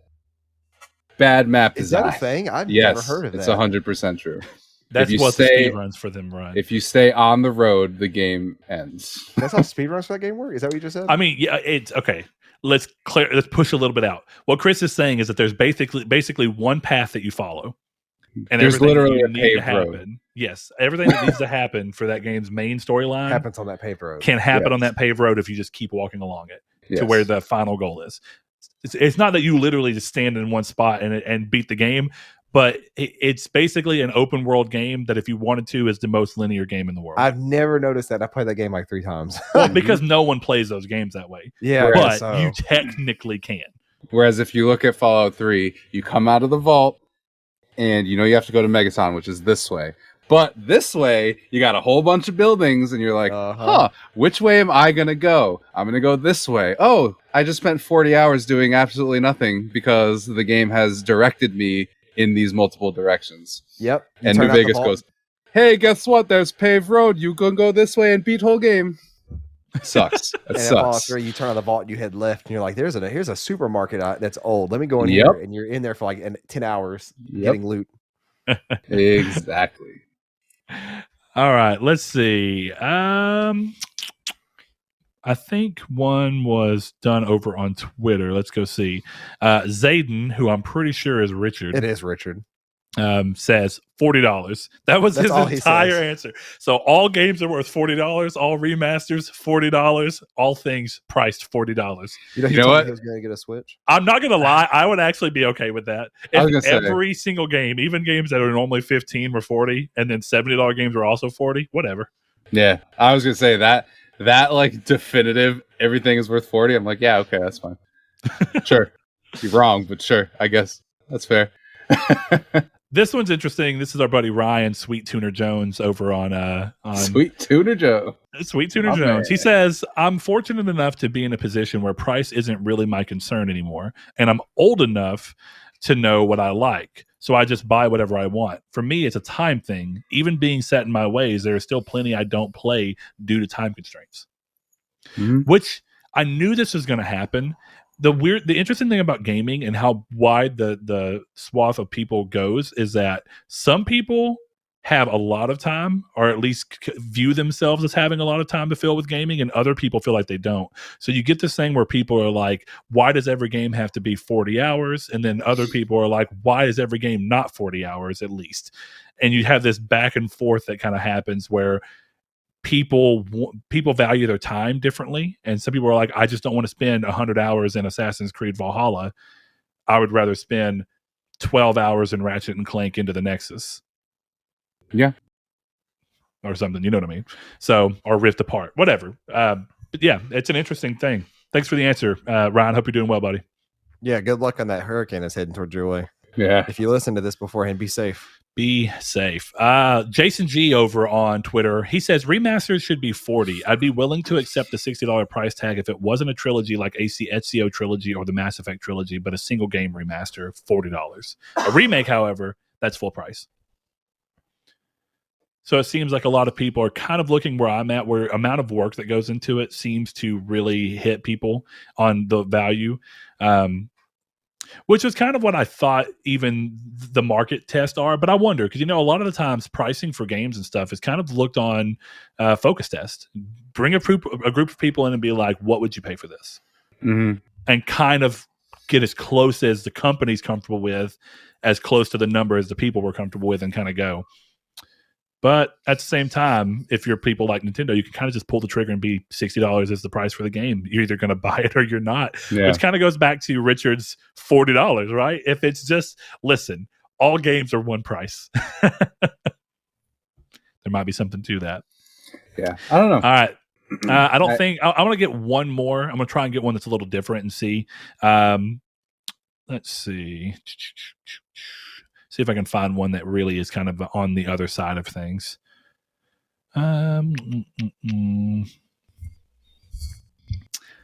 So Josh Farmier says replay value and length. Those are his two determining factors for value. So he says, I don't want to pay for a $70 game and it's over in 7 to 10 hours. I've always liked long games, though. And as far as replay value, that's games like Call of Duty or other multiplayer games that you can sink multiple hours into. So kind of go into that, which has been a long running thing. Multiplayer games with campaigns being 60 and then full story games being 60 are interesting. I think both of you play far more multiplayer games than I do. So I know that both of you exist more on that side. I think a big thing for me is I'm willing to pay whatever price for a game that I'm just done with. Doesn't mean I don't occasionally like the idea of a multiplayer experience. And I'm hoping, Chris, I went to go download a game the other day and I couldn't because I'm out of space. So I finally pulled a Chris. So I'm going to have to go in and delete some stuff to download Aliens Fireteam. Mm-hmm. But I'm hoping whenever we get to playing that it's fun, even though I'm hearing a bunch of stuff about how broken the multiplayer is. I've been hope that's not the case. But yeah. So if anybody has any closing remarks on all this, we're going to move into the main topic for this episode. Everybody good? Let's do it. Speak now or forever hold your peace. I had something and I forgot, so we'll just move on. Okay. All right. So I know we were kind of juggling 3 before we started the show. What do you guys think y'all want to land on? Tell you what, how about we put all 3 out there? If the other people want to hear our thoughts on the other ones, we might do that as a next week episode or something. Was there 3? I think it was 2. Yeah, we were talking about PlayStation potentially being out, or PlayStation versus Xbox on custom consoles and accessories. Yep. We were talking about, excuse me, let me pull the news back up. Oh, you deleted everything. I deleted everything. It didn't come from the news. I can't remember if it did or not. It didn't. It was that. It was PlayStation leading from Gamescom and how they're going to catch up in terms of reveals. It was that one. But that was it. Chris, back me up here. Was that not the That was it, yeah. Okay, then. I'm sorry. I'm wrong. Unless we really we could also just talk more about Hades, because I mean, a Hades spoilers cast. I don't want to talk too much about it because I'm not far enough in it. Boy, you must come home and make a decision. You must come home and get these whoopings and spankings. Oh, God. We're getting back into this leather daddy thing. Please stop. Oh, you're the sub today, bro. No, our subs are our patrons. We'll give them a shout out at the end of the episode. We're the doms in that relationship. Too bad we can't have the money to pay the Hades voice actor at the end of the episode to be like, we'd like to thank our patrons. Not yet. Not yet. But with your help, you can have your voice or your sub read off in the voice of Leather Daddy Hades. Yeah, I mean, in terms of the 2 topics we presented, I have literally nothing to say about accessories. So I'm happy to listen to you guys talk about it. But no, I think we could talk about, I'd rather it be something we're all talking about. I just know that was only brought up because immediately to me, and I think Saul the other day too, it's we'll kind of just quickly spiel that one for what the crux of the argument was, is that here we are a year, not even a full year after the consoles have released, Xbox and PlayStations. And we have Xbox, a console that's made to have very little customization naturally, just because they wanted it to be like a monolithic device. And here we are, them putting out their own special edition version of the Xbox for Halo. I'm not even a big Halo fan. I'm not that excited for Halo Infinite, but they've hardly ever put out a bad looking Halo special edition. And almost all of their special editions have been much cooler than anything PlayStation's done. And yet, on the other hand, we have PlayStation, a console that's set up for removable faceplates, and Sony knocking down left and right companies that are trying to do custom faceplates just to do nothing with them themselves. That's basically the crux of the argument. We're going right back into what happened last gen, where Xbox is being far more interesting on what they're doing with their special edition consoles and accessories, and PlayStation is still lagging behind. I like the Cosmic Red controller, but it's not enough when you have the competition doing this stuff. That's my basic opinion on it. But yeah, looking at your thing. So Chris, you go ahead and kind of spearhead that. You were the one who kind of brought it to the table. Well, my whole thing is I was thinking of like what does Sony do, because they haven't been at Gamescom, they weren't at E3, and they're obviously not going to have their own E3 event. So does a state of play like actually work? Or what do they have to do, or what do they have to talk about to make you go, oh, okay, great? Because Microsoft has been all over the place with what they've been doing. They've been showing all their stuff, whether they're CG trailers or not. You at least know it's coming from Microsoft, And they have a presence. Yeah, and I don't know what Sony's doing outside of Abandoned and Horizon and God of War and Gran Turismo. What games do they have? Sifu, sure, don't care. Stray, very excited for Stray. But outside of that, like, what is Sony doing? And how do they present themselves, Well, I think what's weird is how many people, which we talk about all the time, online and the majority of the people are always two very different things. But, online, a lot of people do seem to kind of lament the loss of Sony at these events. Yeah, I think it sucks. Yeah, I mean, I think it does too. There's nothing more fun than just being like, the console that I put the majority of my life and time into. That's actually a pretty cool belt. But being like the majority of the console I put the majority of my life and time and effort into, being at these big events and showing me the things that they think is important and letting me see the things that, even if it's like a quick sizzle reel of games like they do for the indies sometimes, that's cool because it feels like, yes, there's a chance I'm going to have this. Whereas even if you're looking at Xbox announce a bunch of games that are going to be on both, seeing that presence come through Xbox does mean something. Even if you're seeing that before, right? When you're watching a multi-platform game be shown through the Sony stage, it still gives you the sense of like, yes, there they are. That's what they're doing. They're keeping in with what we all like and kind of punching and giving us, showing, oh, hey, this person's going to like that. And if you don't like that, this next person's going to like this. And I lament the loss of it too, because it was the most exciting part of it. Whereas weirdly enough, the most exciting part of the previous E3 was Xbox, a system I put very little time into. I don't mind Xbox, but I don't put much of my life or time into it. Yeah, exactly. I prefer to play on my PlayStation, but I'm more like future-proofed on my purchase of the Series S. Like, you know what I mean? At least know what's coming to my Series S, even if I intend to play almost none of it. You know what I mean? I mean, fair, yeah.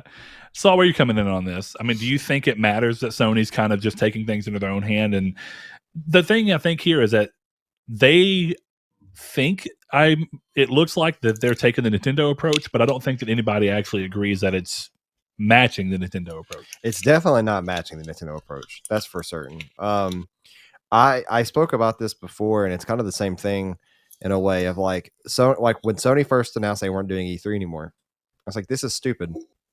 This is really dumb, because we know they have stuff in the works.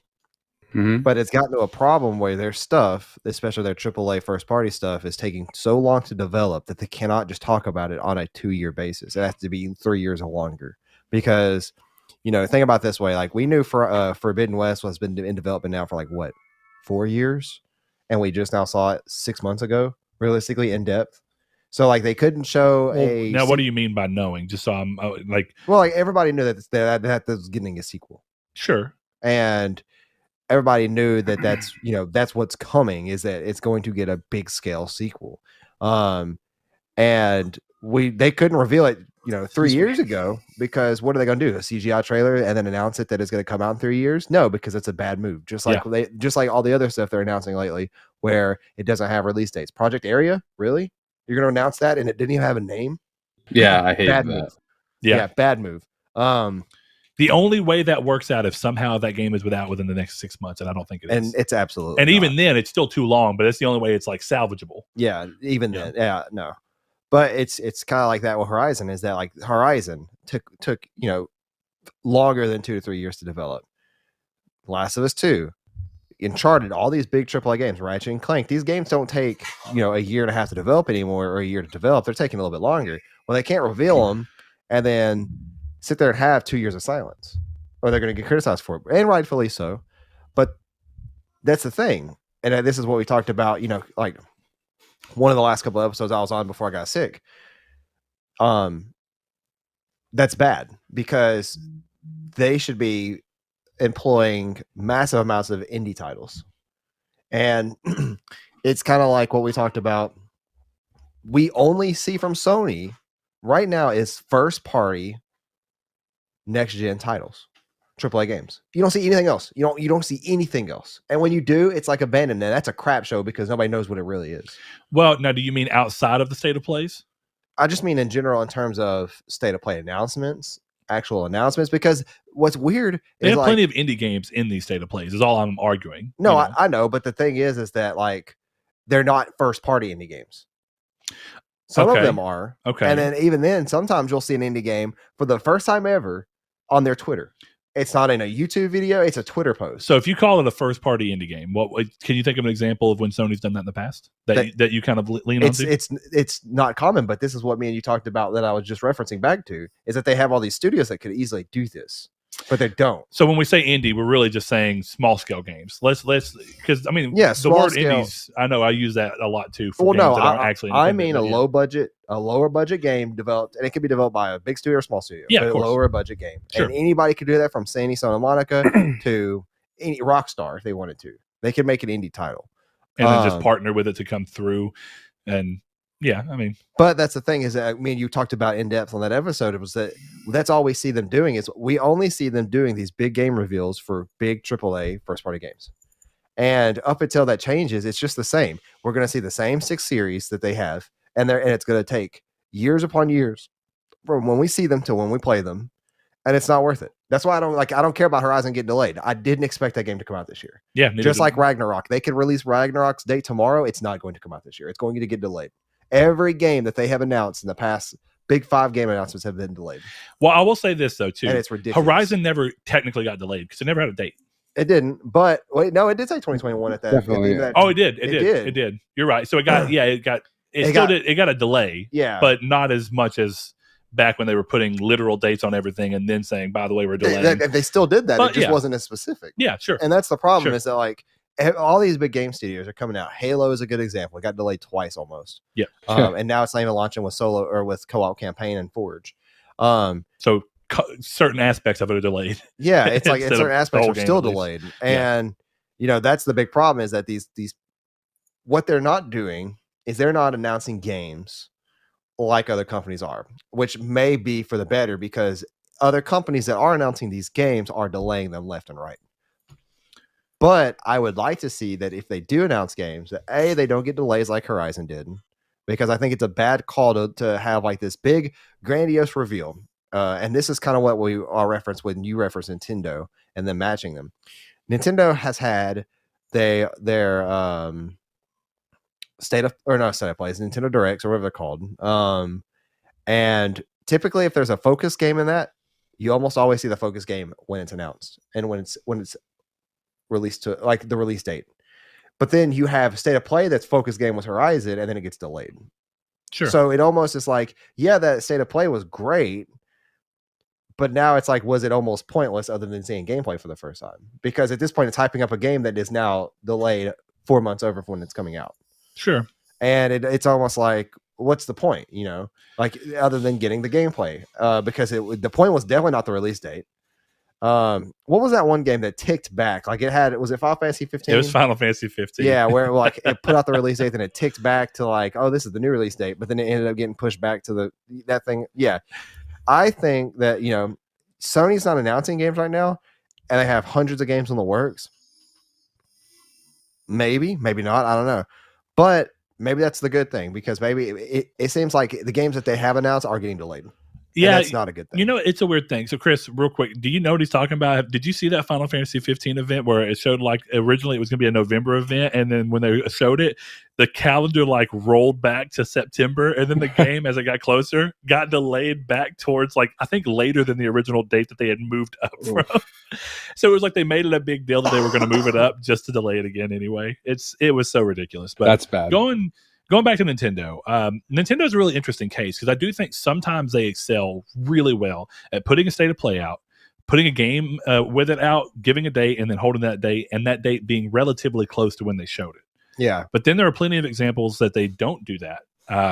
Metroid Prime 4, clearly a great example of showing something or announcing something, because you really didn't show anything besides the title card. Well, and see, that's the thing, right? That's why you can't criticize Sony for not showing a whole lot of stuff off, because it's going to at least they're not doing that category. Yeah, sure. Well, no, it's not that it's not at least that they wouldn't do it.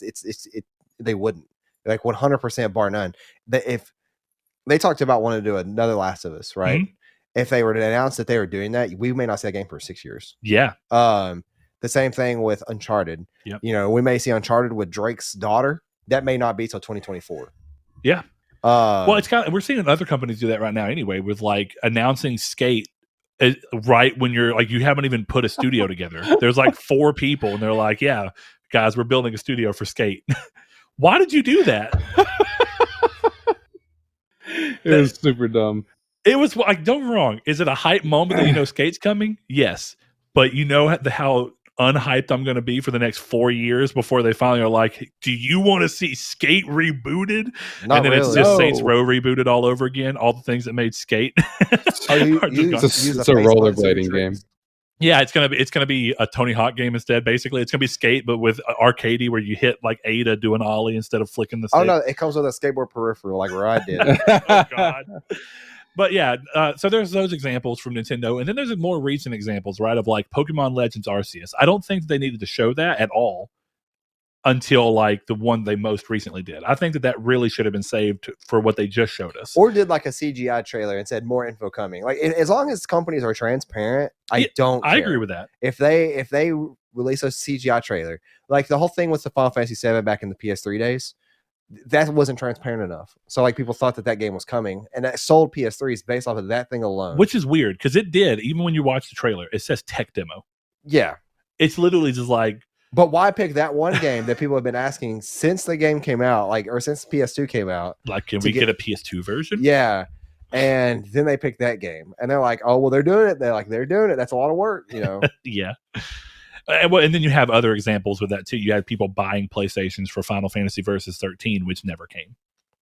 Yeah. So I mean, it's clearly been a long running problem in the industry. I mean, so to your question, right, Chris, is what does Sony do? I think the biggest problem here is that I don't know what Sony can do besides this. They can either show up at events and do what they were doing for years, right? Show the same games every time with a little bit of new stuff, just so that you have something to show. But then you run the risk of, as much as I love Days Gone was showing off way too much. Yep. At way too many E3s. And way too early. And then after all the E3s it was at, then it had that dedicated month-long Game Informer coverage that was just like, have you not shown enough of this game yet? Like, I like the idea of the month-long dedicated coverage that they were doing, but not for a game like Days Gone that had solved 3 or 4 E3s from when it was initially announced. So I don't want them to fall into that, but I do kind of wish that they were finding ways to either leverage indie relationships and third-party relationships to be like, hey, make a game for us exclusively. We'll show it, and we'll be like, hey, you can get it on ours, either exclusively, timed exclusively, console exclusivity, whatever it be. And they kind of did that, right, with like Ghostwire Tokyo and Deathloop. But those are just 2 games, and both of those have had multiple delays as well. Now, some of that's due to coronavirus, and there's not much you can do about that. But I mean, kind of going back to you, as much as I lament it as well, would you have a solution as to how you think Sony could operate right now while still being there without necessarily changing what they're doing, which, to be fair, nobody knows what they're doing? I mean, the reason I ask is I don't really know like what they can do to be like, okay, here's all our stuff, because I think they need to do. If I was gonna get hyped, I would want a state of play that's like an hour and a half long, and they're like, okay, here's what our studios are doing. Here are some third-party exclusives. Here are some indie games. Here's this, and they do their own E3 type show. But I don't know if they want to do that right now, and I wonder if they're losing ground because everyone else is talking and they're not saying anything. And I think it's starting to project like, do they have anything? And if you're someone who's not paying attention, maybe you don't know their studios or whatever it is, you're like, why would I buy a PS5 when they haven't said anything to me about what's coming in the future? Yeah, I think that the thing that Sony at least what I view them to look to be doing, but it's not working as well as they want yet, is I think Sony's way to try and counteract the fact that they're not as plastered everywhere is to do what they did last generation at the same time as being at all those events, right? Last generation, not only were they at E3 just killing it left and right, then when their games released, their games were being like critically acclaimed and selling monstrously, and their games were doing the talking for them. But then they were still at E3. And then late gen, last gen, we saw kind of the inverse of that, where they were skipping out on E3, but we see The Last of Us 2 come out and sell really well. Maybe not as well as they hoped, but sell really well, review really well for the most part. A little divisive. All right, next game. Ghost of Tsushima. Reviewed really well, sold better than expected. All right, then you just keep going down the list. And I think to that degree, that's what I think they're hoping is happening, but their games aren't coming out enough, and they're in this battle between, well, we got to put games on both consoles because we can't get enough PS5s out, so they say. So then it's like, well, now we need Horizon out, and Horizon needs to be our game that does the talking for us.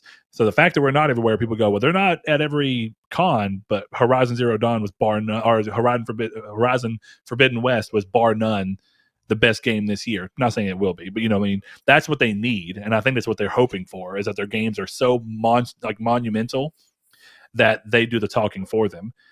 And you could kind of argue that, like, right now, right, we know a bunch of what Xbox is doing, but up until Forza Horizon 4 finally comes out, or 5, whatever it is, what's the last game Xbox put out that people talked about? 12 minutes. What's the last game they put out in general? I can't answer. 12 minutes. All right, and was that actually put out by Xbox Game Studios? No, or it's was it just exclusive. It is an exclusive, and I'll give them that. Yeah. So in that degree, Microsoft is kind of picking up the slack for themselves with other people, which is probably what Sony needs to be doing. Yes. But Sony still has released games this year. I mean, and that's going to be the weird thing, is that we still haven't had an Xbox Series X exclusive, or even a Microsoft exclusive since Series X is released. So I don't know. I think it's they're kind of in a rock and a hard place. But going back to Soloniz's thing, I would like to see Sony kind of look at Microsoft, where Microsoft were like, people love Gears of War, right? So what we're going to do is we're going to make a Gears Tactics game, which is a very different style of Gears game. It's going to be a cheaper game. And even then, of course, it's on Game Pass. And then we're going to make a Gears Pop game. Now, those are just weird examples, but there's two smaller game examples of IP that's getting used in a different way. I would love to see Sony do that. Yeah. And fill in their space that way. And they absolutely could. They have all these characters that they can make these games with, but they, for whatever reason, like PlayStation All-Stars. Yep. A karting game, a new karting game that involves PlayStation characters. Yeah. They could make these games that could be somewhat high quality. But that does everything with them. This is what I criticized them for last time, was everything with them lately is just third person cinematic action game. And I'm sick of that. Yeah. Like, they can do so much more. We need a sci-fi shooter. We've seen them do so much more. And that's all we're getting lately from them. And where's Killzone? Where's Resistance? Where is a rebooted Infamous of some kind? Where's Twisted Metal? Where's Twisted Metal? Yeah, like where's SOCOM? There are these games from PlayStation's past that they just seemingly ignore for the same new series. And I always find it ironic when people say, like, with Xbox and Nintendo, well, they have the same series that they always just make. Sony is following that path now. Like, it's without a doubt, Sony is starting to follow that path. And it kind of makes me sad, because I miss how, like, the charm of Jack and Daxter. I miss how fun Twisted Metal was. And I miss, the chaotic mess that was that one karting game on Vita. I can't even think of the name of it now. Little Big Planet. Mod Nation Racers. That game is amazing. Yeah. But I'm interested just to see how it's going to move, like how this is going to happen, move forward. What's going to change moving forward? Probably nothing, because this is PlayStation's new leadership. This is just kind of the way that's going to be this generation, I think.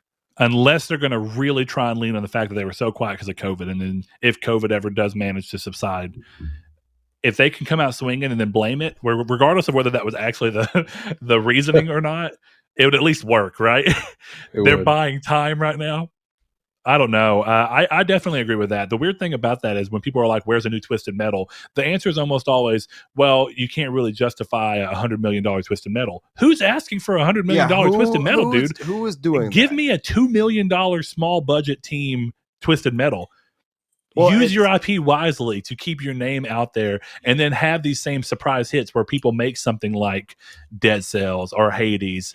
use your teams to fill in these gaps. I think that's how you do it. If they would use these teams to have small turnaround games that could be made in a year or two with knowledgeable teams, then they could constantly be like, hey, this isn't our big third person action adventure game that you may love from us, but this is our small Killzone third person isometric shooter that was made by this team, and here's our name, and it's a quality game still. Yeah, I just hope if they do stuff like that, they do it with outside teams, because I think my one problem with what you guys are saying is I don't necessarily want Sony to go to Guerrilla and be like, hey, I know you guys are really enjoying doing Horizon. Don't force people. Yeah, because you're gonna go back to Killzone.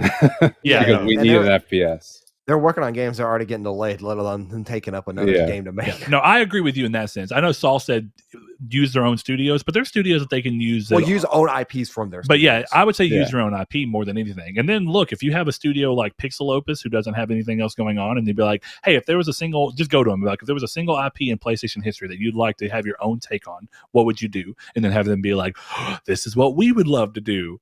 And then just make it and be like, all right, here's a $25 Pixel Opus Jack and Daxter. Yeah. It could work, and I think that it would be a bold move for them to try it. I would love to see that, and I think that is something that Nintendo has always done, like being like, okay, here's our main.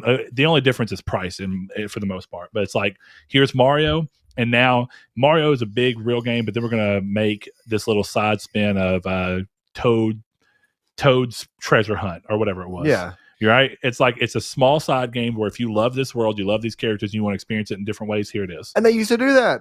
Golden Abyss. Yeah. Well, but that was Liberation. That was their Liberation was, but those were also considered flagship games on handhelds. The thing is, since they don't have handhelds to do that, smaller versions. Bring those games and their size and whatnot. Bring those into the console world. Well, you know what would help if they had another handheld. Bom bom bom.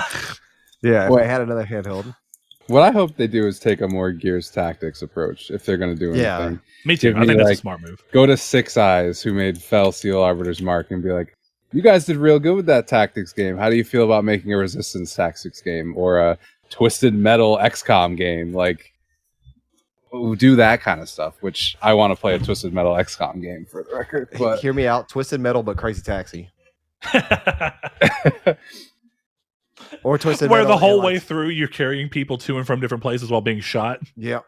And you have to protect your passengers. Actually, no, that would just feel like a really bad escort mission. No, just do it. Just do it where it's Crazy Taxi, except you're playing as Sweet Tooth trying to deliver ice cream.